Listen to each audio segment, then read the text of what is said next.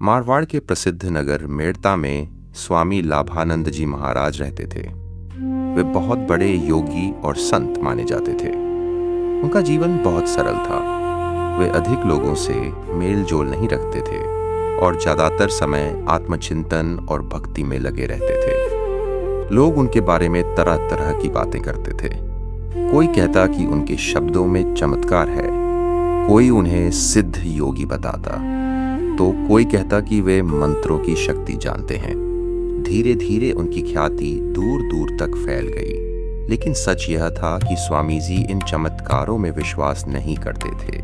वे मानते थे कि असली साधना आत्मा को समझने में है, न कि चमत्कार दिखाने में। लोगों की एक आदत होती है, वे सुनी हुई बातों पर जल्दी विश्वास कर लेते हैं, लेकिन उसकी सच्चाई जानने का प्रयास कम करते हैं।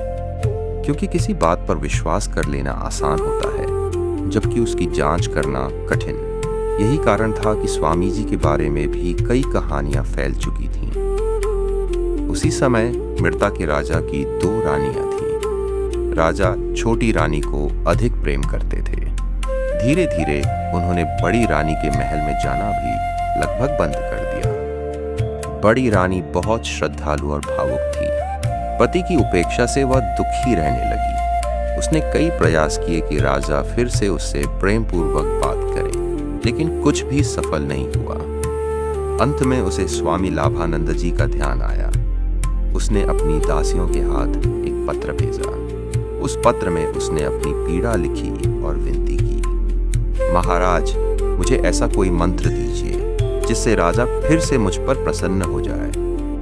दासियां वह पत्र लेकर स्वामी जी के पास पहुंची। उन्होंने रानी का संदेश सुनाया और बहुत आग्रह किया कि वे कोई मंत्र दे दें। उस समय स्वामी जी अपने भक्ति गीत लिख रहे थे। दासियों की बात सुनकर वे चुप हो गए। उन्होंने समझाया कि वे किसी प्रकार का वशीकरण मंत्र नहीं जानते, लेकिन दासियां मानने को तैयार ही नहीं थीं। उन्हें लगा कि स्वामी जी बस टाल रहे हैं।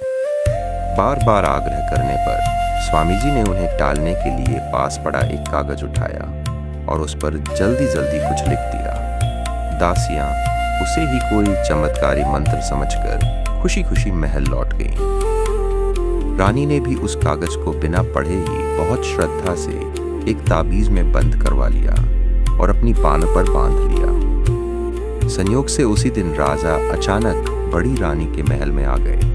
उन्होंने रानी से प्रेम पूर्वक बातें की और काफी समय वहां बिताया। रानी को विश्वास हो गया कि यह सब उस मंत्र का प्रभाव है।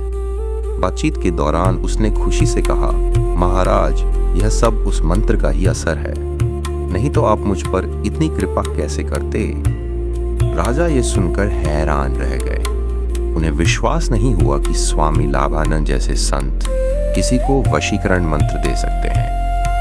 अगले दिन राजा स्वयं स्वामी जी के पास पहुंचे और पूछा, क्या आपने सच में रानी को कोई मंत्र दिया है? स्वामी जी ने साफ कहा, मैंने कोई मंत्र नहीं दिया।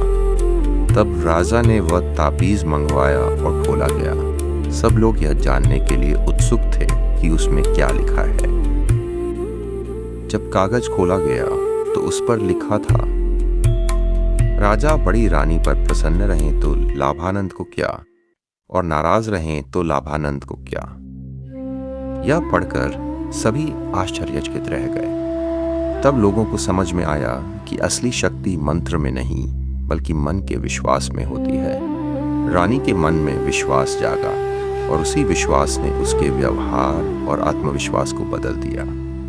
आगे चलकर यही स्वामी लाभानंद जी महान योगी घनानंद के नाम से प्रसिद्ध हुए। सीख: हर चमत्कार सच नहीं होता। कई बार हमारा विश्वास ही सबसे बड़ा चमत्कार बन जाता है। सच्चे संत दिखावा और जादू में नहीं, बल्कि आत्मज्ञान और सादगी में विश्वास करते हैं। किसी भी बात पर आंख बंद करके विश्वास नहीं करना चाहिए, पहले उसे समझना चाहिए।